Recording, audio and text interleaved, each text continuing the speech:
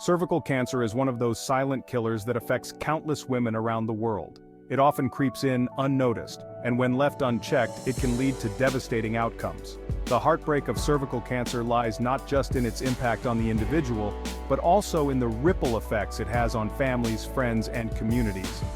Despite these challenges, cervical cancer is highly preventable, and with the right knowledge and proactive measures, it can be detected early and treated effectively.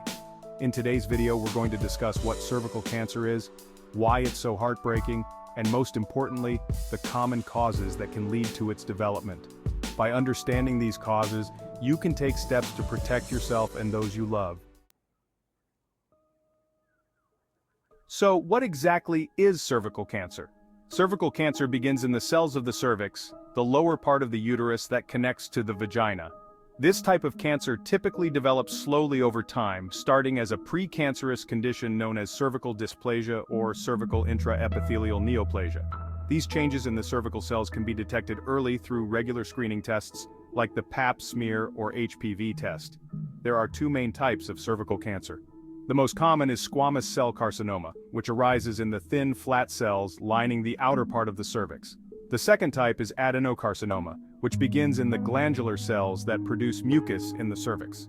While adenocarcinoma is less common, it can be more challenging to detect because it occurs higher up in the cervix. Scene transition. The heartbreak of cervical cancer is multifaceted. For many women, a diagnosis of cervical cancer comes as a shock, often during routine screening or when symptoms appear after the disease has advanced. The emotional toll of this diagnosis can be overwhelming. Feelings of fear, uncertainty, and sadness are common. The impact on a woman's life can be profound, affecting her ability to work, care for her family, and engage in everyday activities. But the pain doesn't stop there. Cervical cancer can also have a significant impact on a woman's fertility and sexual health. Treatments for cervical cancer, such as surgery, radiation, and chemotherapy, can lead to infertility and other long-term complications. For women who dream of having children, this can be a devastating loss. And then there's the impact on loved ones. The emotional strain on family members, particularly partners and children, can be immense. The uncertainty of the future and the challenges of caregiving can be overwhelming, making cervical cancer a truly heartbreaking diagnosis for everyone involved. Pause for effect. However, there is hope.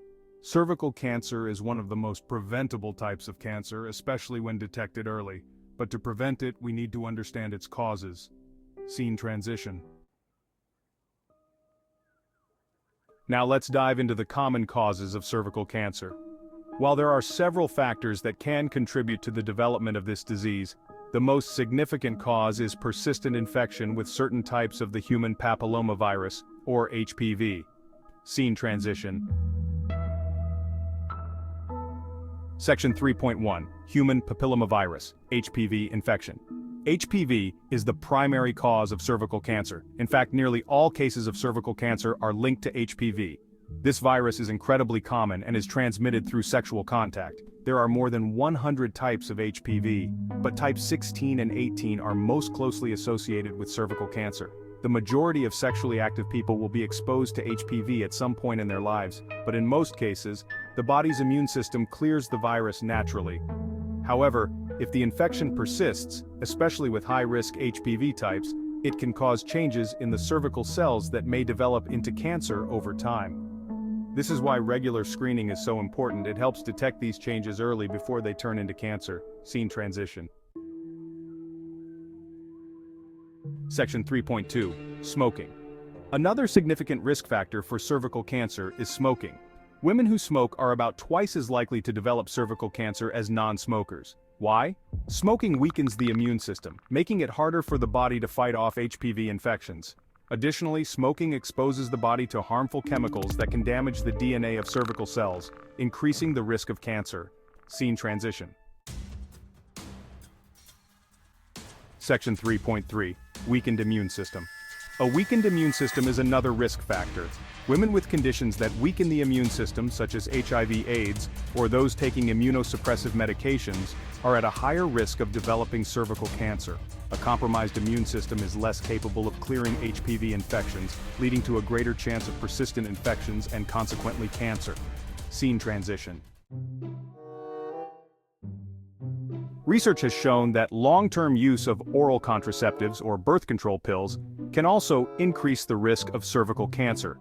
Women who use these contraceptives for 5 or more years may have a higher risk, although the risk decreases after discontinuing their use. The exact reasons for this link are not fully understood, but it's believed that hormonal changes caused by these contraceptives may play a role. Scene transition. Section 3.5, Multiple full-term pregnancies.